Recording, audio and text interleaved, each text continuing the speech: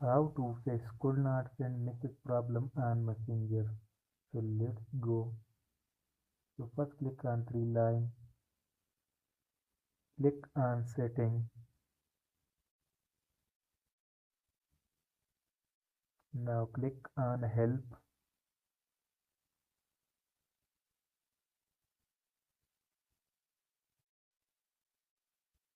Now click on three line, click on account management. Tap on fix the problem.